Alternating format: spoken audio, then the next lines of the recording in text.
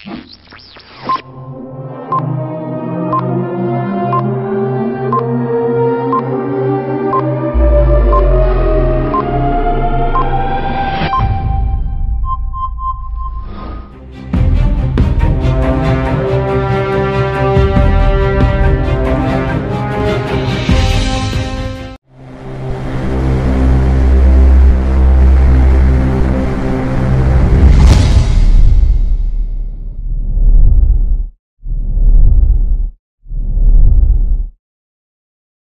అంత్య దినాలలో అలనాటి పౌలును తలపించే పరలోక మర్మభరిత సందేశాలు 13 సంవత్సరాల చిన్ననాటి నుండి దేవుని స్వాధీనమై ప్రతి విశ్వాసీ బోధకుల స్థాయికి ఎదగాలనే హృదయభారం గల దైవజనులు కిరణ్ పాల్ గారు మనతో దైవ చిత్తం పంచుకోబోతున్నారు.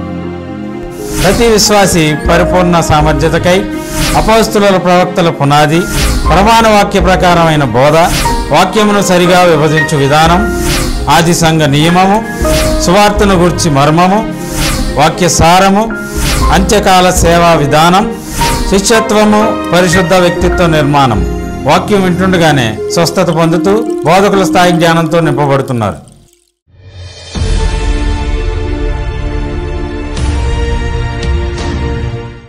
రండి నేరుగా దేవుని సందేశంలోనికి వెళ్దాం. క్రీస్తుని మనం వివాహం చేసుకోబోతున్నాం. గత సందేశంలో చెప్పాను, సంఘానికి ఉన్నటువంటి కొలత ఎంత? జానెడు. ఈ జానెడు సంఘం ఏమవ్వాలి? ఆయన పక్కన సమానంగా కూర్చునగలిగినటువంటి స్థాయికి ఎదగాలి. ఆయన 6 అడుగులైతే ఈ సంఘం 5 అవ్వాలి. ఆయన 7 అయితే ఈమె 6 అవ్వాలి.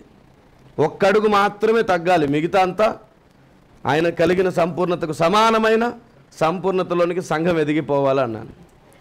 అవును, సంఘం అలా సంపూర్ణతలోనికి ఎలా ఎదిగిపోతుంది? మహిమ నుండి అధిక మహిమలోకి వెళ్ళాలి. ఎలా వెళ్తాం? చాలామంది స్వస్థతలు, అద్భుతాలు, ఆశ్చర్యాలు, అభిషేక తైలాలు పోస్తూ రండి మహిమ నుండి అధిక మహిమకి వెళ్దామని అంటున్నారు. చాలా తప్పుడు ఆలోచన విధానం. తద్వారా వారు వాక్యం ఎరగని వారని బయటపడుతుంది. మహిమ నుండి అధిక మహిమలోకి వెళ్ళాలంటే పాలలాంటి ఆహారములో నుండి బలమైన ఆహారాన్ని స్వీకరించడం నేర్చుకోవాలి. పాలలాంటి ఆహారము తీసుకుని వారు మహిమలో ఉన్నారు. కానీ వీరు అధిక మహిమలోకి వెళ్ళాలంటే వీరికి కావలసినది సంపూర్ణ జ్ఞాన వివేచన. ఆయన చిత్తానుసారమైన మర్మం తెలుసుకున్నట్టు చేత సంపూర్ణ జ్ఞాన వివేచన. అవును, సంపూర్ణ జ్ఞాన వివేచన గలవారు అధిక మహిమలో ఉంటారా? ఆ జ్ఞాన వివేచన లేని వారు ఉంటారా? ఇప్పుడు నేను చెప్తాను. మహిమ నుండి అధిక మహిమలోనికి వెళ్ళడం, సంపూర్ణతలో నుండి పరిపూర్ణతలోనికి, అత్యంత ఉన్నతమైన స్థితిలోనికి వెళ్ళడం అనేది చాలా ప్రాముఖ్యమైనది. ఇదే మాట హెబ్రీ పత్రిక 6వ అధ్యాయం 2వ వచనంలోని చివరి 2 లైన్లో అంటాడు, క్రీస్తును గూర్చిన మూలోపదేశములు మాని సంపూర్ణులమౌటకు సాగిపోదాము. అవును, అధిక మహిమలో ఎవరుంటారు? అసంపూర్ణుల, సంపూర్ణుల? మరి క్రీస్తును గూర్చిన మూలోపదేశములు మానితే సంపూర్ణమవుతామంటే అర్థం ఏమిటి? పాలలాంటి ఆహారము మానేసి బలమైన ఆహారము గ్రహిస్తే మనం అధిక మహిమలోకి వెళ్ళిపోతాం. ప్రతి వారం మీ ముందు జరుగుతున్నటువంటి ఘట్టం అదే. మిమ్మల్ని అధిక మహిమలో పెట్టడానికి దేవుని ఆలోచన విధానం పలు విధములుగా విరిచి వడ్డించడం జరుగుతుంది. Praise the lord.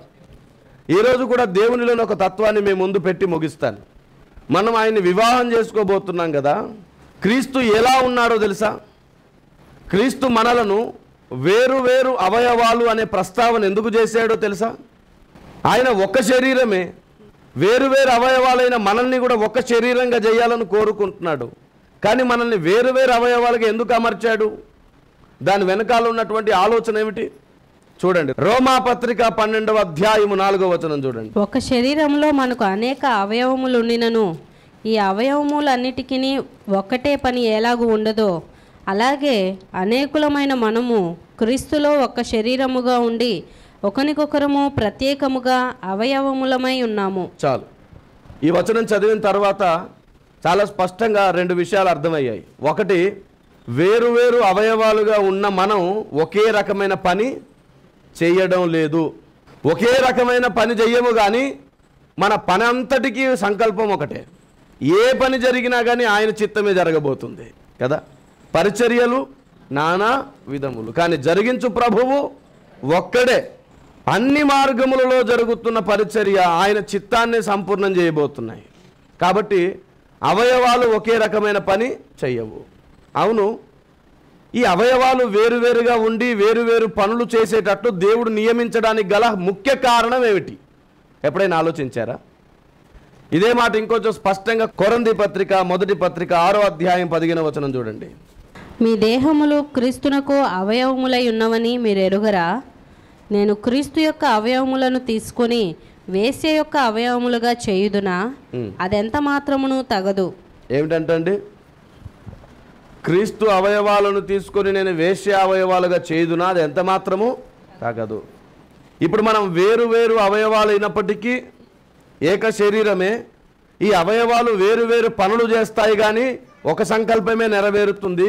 ఈ అవయవాలు వేశ్య శరీరములో కలుపుటకు సాధ్యం కాదు, అసలు కలపకూడదు. అవును, వేశ్య శరీరం అని ఎందుకు అన్నాడు అంటే బబులోను వేశ్య ఒకటి ఉంది, అది సంఘ అవయవాలను తనలో చేర్చుకుంటుంది. మీకు ఒక్క మాట చెప్తాను, ఈ బబులోను వేశ్యకు తల మాత్రమే ఉంది, మొండెం లేదు. ఈ బబులోను వేశ్యకి ఏముంది? తల మాత్రమే ఉంది, మొండెం లేదు దానికి. ఈ మొండెమును సమకూర్చుకొనుటకు బుద్ధి లేని కన్యకలను తనలో కలుపుకుంటుంది. అందుకే బబులోను వేశ్య. ఇటు సంఘ శరీరం నిర్మాణం అవుతుంది, ఇటు వేశ్య శరీరం కూడా నిర్మాణం అవుతుంది. అందుకే ఇక్కడ ఏం రాయబడింది? అవయవములను ఏ శరీరములో కలపతగదు. వాడు కలుపుకుంటున్నాడు, మళ్ళీ ఇప్పుడు దేవుని అవయవాలు అందులో కలపతగదు అంటే వాడు కలుపుకుంటున్నాడనే కదా. దేవుని ప్రజలను వాడు సొంతం చేసుకుంటున్నాడు. మూలోపదేశాలు మాత్రమే వినేవారు, ఈలోక ఆశీర్వాదాలు ఈలోక దీవెనల కోసం మాత్రమే మందిరానికి వెళ్ళే వాళ్ళందరూ వేశ్య శరీరంలో కలిసిపోతారు. ఎందుకంటే వారి అవయవాలు దైవ చిత్తానుసారమైన పని చెయ్యవు కాబట్టి, దైవ చిత్తానుసారమైన పనిలో లేని ప్రతి అవయవము సాతాను చిత్తంలోకి వెళ్ళిపోతాయి. దైవ చిత్తానుసారమైన పని ఏదైనా జరగకపోతే అది ఎవరి చిత్తం? ఆటోమేటిక్గా కలిసిపోవడమే. ఇంకా ఆ భయంకరమైన వేశ్య శరీరంలో మీరు కలవకుండునట్లుగా ఎప్పటికప్పుడు మీకు దైవ చిత్తానుసారమైన బోధ చేత మిమ్మల్ని దైవ చిత్తానుసారమైన పని జరిగించే అవయవమే దేవుని ప్రత్యక్షత యొక్క ఉద్దేశం. దేవుని వాక్య ప్రత్యక్షత అందుకే దిగి వస్తుంది. ఎప్పటికప్పుడు నీకు స్పృహ కలిగించి నువ్వు ఏం చేయాలో నీకు తెలియజేస్తుంది వాక్యం. కాబట్టి సాతాను శరీరములో మనం కలవకుండా ఉండాలంటే మూలోపదేశాలు మానాలి, దేవుని ఉన్నతమైన ఔన్నత్యాన్ని నేర్చుకోవాలి. అందులో భాగంగానే ఓ ప్రశ్న అడుగుతున్నాను. దేవుడు మనలను వేరువేరు అవయవాలుగా ఎందుకు పెట్టాడు? వేరువేరు పనులు ఎందుకు అప్పగించాడు? ఒకే ఒక ఆన్సర్ చెప్తున్నాను, జాగ్రత్తగా వినండి. ఆయన ఏమై ఉన్నాడో మనము అదియే అవ్వాలనుకున్నాడు కాబట్టి మనల్ని ఇలా నియమించాడు. క్రీస్తు కూడా ఒకే రకమైన శరీరముగా లేడు. క్రీస్తు శరీరం యొక్క సంపూర్ణత ఎట్టిదో ఈరోజు చెప్తున్నాను, జాగ్రత్తగా అర్థం చేసుకునే ప్రయత్నం చేయండి. క్రీస్తు శరీరం యొక్క సంపూర్ణత ఎలాంటిదో తెలుసా? మనలో వేరువేరు అవయవాలు కలిసి ఏక శరీరం అయినట్లుగా క్రీస్తులో కొన్ని కోటాను కోటాను కోటాను వ్యక్తిత్వాల సముదాయము కలిస్తే తప్ప క్రీస్తు శరీర సంపూర్ణత అవ్వదు. క్రీస్తు శరీరములో ఒక్క క్రీస్తు లేడు, కోటాను కోట్ల తత్వములు గల క్రీస్తులెందరో ఉండగా ఆయన మహాదేవుడయ్యాడు. దేవునిలో కొన్ని కోటాను కోట్ల తత్వాలు ఉంటాయి. ఎలాంటిది అంటే, మీరు బత్తాయి పండులోని ఒక తొన తీసినప్పుడు ఆ తొనని కూడా మీరు విప్పి చూడండి, సన్నటి పొరలు తీయండి, లోపట అన్ని తిత్తులు తిత్తులు తిత్తులు తిత్తులు కలిసి ఉంటాయి కదా. అలా కలిసిన తిత్తులే ఒక తొన, అవునా కదా? అలాగే క్రీస్తు శరీరములో ఎన్నెన్నో కోటాను కోట్ల క్రీస్తు తొనలు ఉంటాయి. ఆయనలోని వ్యక్తిత్వ ఒక్కొక్క తొన విశ్వములో ఒక్కొక్క కార్యమును జరిగిస్తుంది. దేవునికి స్తోత్రం కలుగును గాక. ఈ విశ్వ పరిపాలన ఎలా జరుగుతుంది అనుకున్నారు? సర్వము ఆయనే నిర్వహించుచున్నాడు అంటే ఒక్కడిగా ఉండి నిర్వహించట్లేదు. ఎన్ని పనులున్నాయి అన్ని కోట్ల తత్వములుగా, అన్ని కోట్ల వ్యక్తులుగా మారి నిర్వహిస్తున్నాడు ఆయన. ఈ విషయమే మన భారతదేశ పెద్దలకు అర్థం కాక ఆయన ఒక్కడే అనేకులుగా విడిపోయి అనేక నిర్వహణలు చేస్తున్నాడని తెలియక ఒక్కొక్క నిర్వహణలో ఒక్కొక్క దేవత పేరు ప్రస్తావించి పెట్టేసి ముక్కోటి దేవుళ్ళు చేశారు. అంటే మన భారతదేశ పెద్దల నిర్ణయంలో, ఆలోచనలో కూడా ఒక సత్యం ఉంది, కానీ అది సర్వసత్యం కాదు. ఇందు మూలంగా నేను నా దేశాన్ని గౌరవిస్తున్నాను, మేరా భారత్ మహాన్ అని ఇందు మూలంగా ప్రకటిస్తున్నాను. అయితే ఒక్క మాట నా దేశానికి చెప్తున్నాను, లేదు, వారు వేరు వేరైన వ్యక్తులు కాదు, ఒకే శరీరములోని తత్వములు గల వ్యక్తులు వారందరూ. ఆమేన్. మనం ఒక్కొక్క శరీరం ఒక్కొక్క తిత్తి అనుకోండి, ఈ తిత్తులన్నీ కలిసి ఒక తొన అవుద్ది. ఇలాంటి తొనలన్నీ కలిస్తే ఓ పండయిద్ది. ఏమండి, దేవుడు ఆకలిగానే ఉన్నాడు. అంజూరపు చెట్టు దగ్గర ఏం లేదు, పండ్లు లేవు. ఆయన విశ్వంలో కూడా ఆకలిగానే ఉన్నాడు. కోటాను కోట్ల ప్రపంచాలు, ఒక్కొక్క ప్రపంచం ఒక్కొక్క తిత్తిగా మారి అనేక తిత్తులన్నీ కలిసిన ఓ మహాపండు దేవునికి ఆహారం అవుతుంది, ఆయనలో కలిసిపోతుంది. దేవునికి స్తోత్రం కలుగును గాక. ఇప్పుడు మనం ఆయన తింటున్నామా, అప్పుడు ఆయన మనల్ని తింటాడు. ఎప్పుడు వినలేదుగా ఈ మాట, నెరవేరబోయే సత్యం కదా ఇది, నిత్యత్వపు రహస్యం ఇది. ఆమేన్. నిజం చెప్తున్నాను, మనము వేరు వేరు శరీరాలు కలిగినప్పటికీ ఈ శరీరం ఒక అవయవం, ఒక్కొక్క శరీరం ఒక్కొక్క అవయవం, అవునా కదా? మనం అందరం కలిస్తే ఒక శరీరం అయిపోతాం, అంటే అవయవాల సమ్మేళితం. అలాగే క్రీస్తు కూడా, ఆయనలో కోటాను కోట్ల తత్వములు ఉన్నాయి. అవును, ఈ కోటాను కోట్ల తత్వంలో మనం ఎవరిని పెళ్లి చేసుకోబోతున్నాం? ఇప్పుడు ఇంకొక రహస్యం చెప్తాను. ఈ కోటాను కోట్ల తత్వములు అనేక ప్రపంచాలను, అనేక గ్రహమండలాలను నిర్వహిస్తున్నాయి కదా. ఒక్కొక్కరు ఒక్కొక్క చోటు ఉన్నారు. ఎక్కడిద్దరు ముగ్గురు ఉంటే, ఇప్పుడు ఇక్కడ ఉన్నాడా, ఇదే టైంలో ఎన్ని వందల చోట్ల జరుగుతున్నాయి అక్కడ కూడా ఉన్నాడు. అంటే ఇక్కడ ఉన్నవాడు స్వచ్ఛందంగా ఇక్కడ ఉన్నాడు స్పెషల్గా, మరి అక్కడున్న వ్యక్తి వేరే, కానీ అందరూ క్రీస్తే. ఇదేంటి మరి వేరు వేరే నిలుచున్న క్రీస్తు ఎలాగంటే, నాలో శరీరం ఉంది కానీ అవయవాలు వేరువేరుగా ఉన్నాయి. ఒక్కొక్క అవయవం ఒక్కొక్క చోట ఒక్కొక్కలాగా పనిచేస్తుంది కాబట్టి ఒక్కొక్క సంఘంలో ఒక్కొక్క రకమైన సేవ అవసరమై ఉంది కనుక క్రీస్తులోని ఒక్కొక్క తత్వము, ఒక్కొక్క వ్యక్తి వేరే వేరే ప్రపంచాలలో, వేరే వేరే దేశాలలో, వేరే వేరే సంఘాలలో, వేరే వేరే రాష్ట్రాలలో ఒకేసారి కోట్ల ప్రదేశాలలో ప్రత్యక్షమై ఆయన కోట్ల పనులు ఒకేసారి జరిగిస్తున్నటువంటి సర్వశక్తిమంతుడైన దేవుడు. Praise the Lord. Amen. Hallelujah. ఒకానో కాలఘట్టం రాబోతుంది, ఆయనలోని ఆ తిత్తులన్నీ, ఆ వ్యక్తిత్వములన్నీ ఒకచోట చేరి మహాశరీరమై ఉగ్ర రూపాన్ని చూపించబోతున్నాడు. మన భారతీయ పురాణాలలో దేవతల యొక్క విశ్వరూపము చూపించాలి అన్నప్పుడు ఒక్కసారిగా వారు ఎత్తుగా అవుతారు. అయ్యి వారిలో ఎన్ని పనులు, ఎన్ని తత్వములు అన్నీ చూపిస్తారు, అది విశ్వరూపం. అలాగే నిత్యత్వపు క్రీస్తు విశ్వరూపాన్ని చూడబోతున్నాం మనం. ఇన్నాళ్ళు అనేక కోట్ల ప్రపంచాలలో అనేక కోటాను కోట్ల మంది వ్యక్తుల దగ్గర నిలుచున్న ఒక్కొక్క వ్యక్తి దగ్గర ఉన్న ఒక్కొక్క వ్యక్తిత్వము మొత్తం ఒకచోట చేరినప్పుడు విశ్వమంతా ఆశ్చర్యపోయే మహావిశ్వరూపాన్ని చూస్తాం. అప్పుడు మీకు అర్థమవుతుంది, ఈ విశ్వములో ఆయన ఉండలేదు, ఈ విశ్వమే ఆయన గర్భములో ఉంది అని అప్పుడు చూస్తారు మీరు. దేవునికి స్తోత్రం కలుగునుగాక. Praise the lord. విశ్వచక్రవర్తి గర్భాన సర్వ విశ్వం అనే సందేశం ఎప్పుడు 5 సంవత్సరాల క్రితం చేశాను. ఆ సందేశాన్ని ఇప్పుడు జతపరచుకోండి మీరు.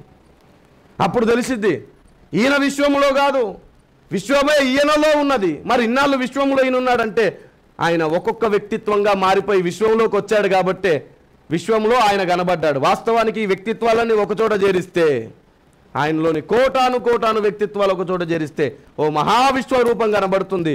అప్పుడు విశ్వమంతా ఆయన గర్భంలోనే ఉంటుంది. అంత ఉన్నతుడు. భూమి ఆయనకు పాదపీఠం, ఆకాశం ఆయన సింహాసనం. ఇది కూడా ఒక తత్వం యొక్క లక్షణమే, పూర్తి తత్వం కాదు. ఎందుకంటే విశ్వమే గర్భములో ఉన్నప్పుడు ఆకాశం సింహాసనం ఏమిటి?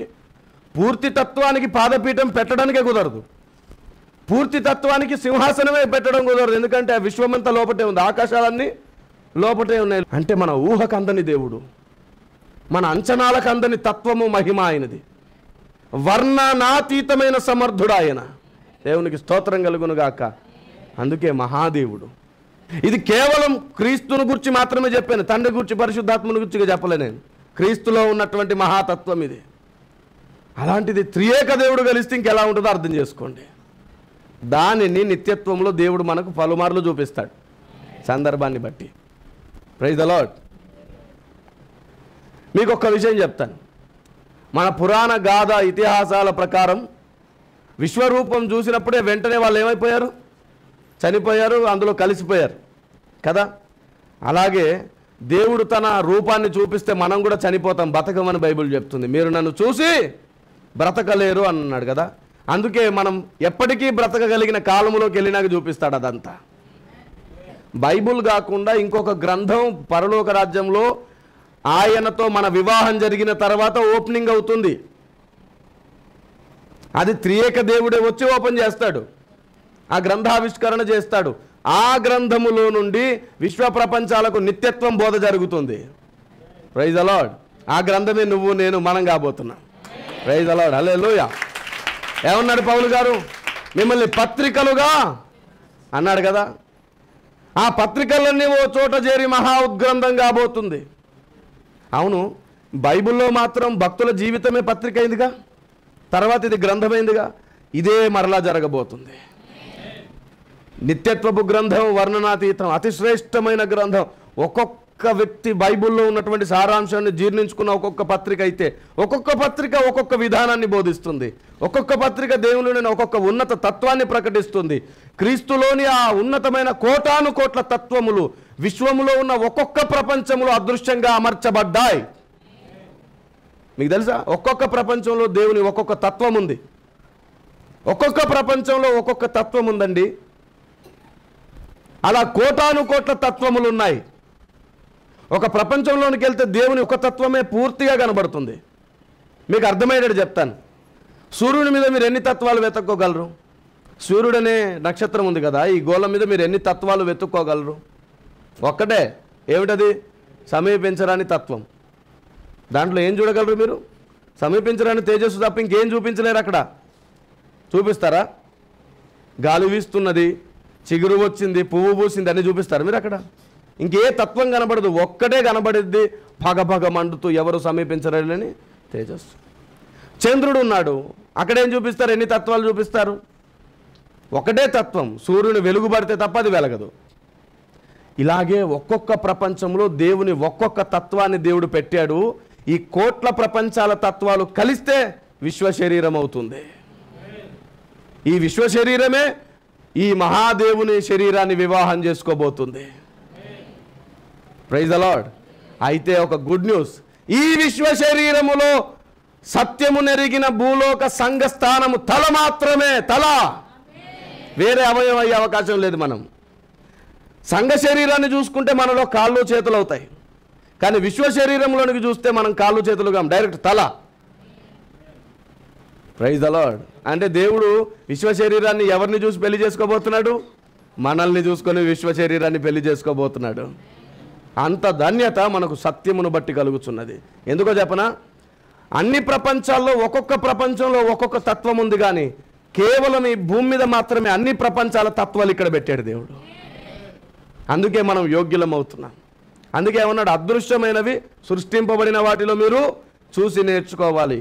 ఇతర ప్రపంచాలలోని అదృశ్య తత్వాలు కూడా ఇక్కడ ఉన్నాయి. అవును, చూపించేవాడైనా భూమి మీద ఉండాలిగా. అందుకే ప్రవక్తలను పెట్టుకున్నాడు దేవుడు, ఆయన హృదయ ఆలోచనలు అందరికి అర్థమయ్యేటట్టు చేయడానికి. దేవుడు బయలుపరిచిన సంగతులు ప్రజలకు ప్రకటించడానికి, సామాన్యులు చెప్పలేని సంగతులు అసామాన్యమైన వివరణతో ప్రవక్త మాత్రమే వివరిస్తాడు. ఎందుకంటే ప్రవక్త దేవుని హృదయాన్ని ఎరిగినవాడు కాబట్టి, హృదయానుసారుడుగా ఉంటాడు కాబట్టి దేవుని హృదయ కరడు కూడా గుర్తుపడతాడు. దేవుడు అక్కడెక్కడో మనసులో అనుకున్నది ఇక్కడ ప్రవక్త మనసులో కూడా మెదులుతూ ఉంటుంది. దేవుడు అక్కడ అనుకుని స్థిరపడిస్తే ఇక్కడ కదులుతూ ఉంటుంది. దేవుడు అక్కడ ఆలోచిస్తుంటే పరిశుద్ధాత్ముడు లోపటుండి ఆ ఆలోచనను ఇక్కడ పుట్టిస్తూ ఉంటాడు ప్రవక్త హృదయంలో. అది పరిశుద్ధాత్ముడు చేసే పని. దేవునికి స్తోత్రం కలుగునుగాక. ఆమేన్. కాబట్టి గుర్తుంచుకోండి, సమయం చాలా సమీపిస్తుంది. నీవు కూడా విశ్వ శరీరంలో తలస్థానంలో ఉండాలి. దేవుడు నిన్ను తలగానే నియమించాలనుకుంటున్నాడు, కానీ అనేది ఎక్కడ అనుకున్నారు? ఈ ప్రపంచ శరీరానికి సంబంధించిన విషయం కాదు, విశ్వ శరీరానికి సంబంధించిన మాట అది. అది ఈ లోకంలో నెరవేర్పుకు వచ్చే విషయం కాదు కాదు కాదు. ఆ మాట సంపూర్ణంగా నెరవేరేది నిత్యత్వంలో మాత్రమే. అది విశ్వ శరీరంలో మాత్రమే. మీరు చెప్పండి, నేను నిన్ను తలగా కాదు తోకగా నియమిస్తున్నానన్నాడా? తోకగా కాదు తలగా నియమిస్తున్నానన్నాడా? అంటే తోకగా కాదు అన్నట్టే కదా, తలగా మాత్రమే కదా. రైట్. ఇప్పుడు నేను మిమ్మల్ని అడుగుతున్నాను, అలాగైతే దేవుడు అవయవాలను తన చిత్త ప్రకారమే నిర్మించాడు, ఏ అవయవం ఎక్కడ నిర్మాణం అవ్వాలో అది కూడా ఆయన చిత్తమే అని అన్నాడు కదా. మరి ఇప్పుడు సంఘ శరీరంలో కాళ్ళు ఉండవా? కాళ్ళు లేని శరీరం అది. మనం సంఘం కదండి, ఈ ప్రపంచం అంతా ఒక శరీరం అవుతుందిగా. ఈ ప్రపంచ సంఘ శరీరం ఒక శరీరం అయితే దానికి కాళ్ళు ఉంటాయా లేదా? మరి కాళ్ళగా నియమించనన్నాడు. కాళ్ళుగా నియమించబడిన వారికి ఏమని సమాధానం చెప్తాడు? చెప్తున్నాను, ఈ వచనం ఇక్కడే అప్లై చేసుకోవాలనుకుంటే దేవుణ్ణే మనం నిందించిన వాళ్ళం అవుతాం. కానీ ఒక కాలఘట్టం రాబోతుంది, మనల్ని ఎప్పటికీ కాళ్ళుగా నియమించాడు, తోకగా నియమించాడు, తలగా మాత్రమే పెడతాడు. మనకు ఇండివిజువల్గా సంఘ శరీరానికి కాళ్ళు ఉంటాయి, కానీ విశ్వ శరీరంలోని కలిసేటప్పుడు సంఘానికి కాళ్ళ ప్రస్తావన ఉండదు, ఓన్లీ తల. ఎందుకంటే అన్ని తత్వములు కలిగిన ప్రపంచంలో పెరిగి అన్ని విధముల సమస్యలను ఓర్చి దేవుని ప్రత్యక్షత పొంది క్రీస్తు తలగా మారుతున్నాం మనం. ఆమేన్. అప్పుడు మనం కాళ్ళు కాదు, వేరే ప్రపంచాలు విశ్వ శరీరానికి కాళ్ళు. ఇప్పుడు చెప్పండి, తోకగా కాదు తలగా మాత్రమే నియమిస్తారన్నమాట ఎక్కడ సంపూర్ణంగా నెరవేరబోతుంది? విశ్వ శరీరంలోనే. అలాంటి ఉన్నత ఘట్టంలో మీరు ఉందురుగాక. బుద్ధి లేని కన్యకలకు ఏ ఘట్టము లేదు. బుద్ధి లేని కన్యకలు ఈ విశ్వ శరీరములో నుండే ఏమండి వేరు చేయబడి బబులోను వేశ్య తల అవుతారు. ఎందుకంటే ఇతర ప్రపంచాలలో పడిపోయిన దేవదూతల కంటే కూడా వీళ్ళకి కొంత జ్ఞానం ఎక్కువగానే ఉంటుంది. ఎందుకంటే ఎవరి జ్ఞానం నేర్చుకున్నారు? వీళ్ళు క్రీస్తు జ్ఞానం నేర్చుకున్నారు కదా. వీళ్ళలో క్రీస్తు జ్ఞానం ఉంది, కాకపోతే మిడిమిడి జ్ఞానంతో ఏమైపోయారు? సగం జ్ఞానమే నేర్చుకున్నారు. బుద్ధి లేని కన్యకలు అయ్యారు, పునాదిని పట్టుకోలేకపోయారు. వాళ్ళు క్రీస్తుకే భార్యగా సిద్ధపడిన ఆ కారణం చేత వారిలో చాలా సామర్థ్యత ఉంటుంది కాబట్టి వారిని తలగా పెట్టుకుంటాడు బబులోను వేశ్య. ఏమంటే సంఘ శరీరం ఎలాగైతే ఉందో సాతాను శరీరం కూడా అలాగే పెట్టుకుంటున్నాడు తన భార్య శరీరాన్ని. పడిపోయిన దేవదూతలు కూడా ఆ శరీరంలో పాలిభాగమే అదో విశ్వ శరీరంగా చేసుకుంటున్నాడు. వాడు అంతా కాపీ కట్టాడు.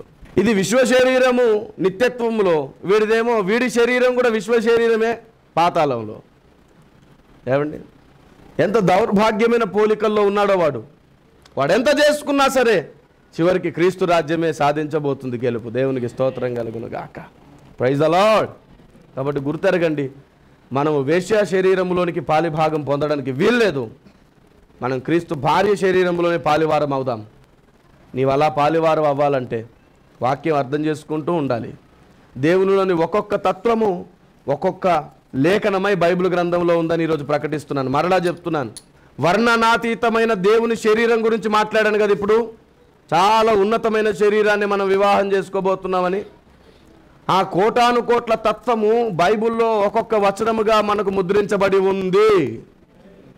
ఆ శరీరం ఇదిగో విశ్వ శరీరములోని దేవుని మహాశరీరం ఇక్కడ ఉంది. అందుకే దీనివల్లే మనం శరీరం కాబోతున్నాం. దేవునికి స్తోత్రం కలుగును గాక.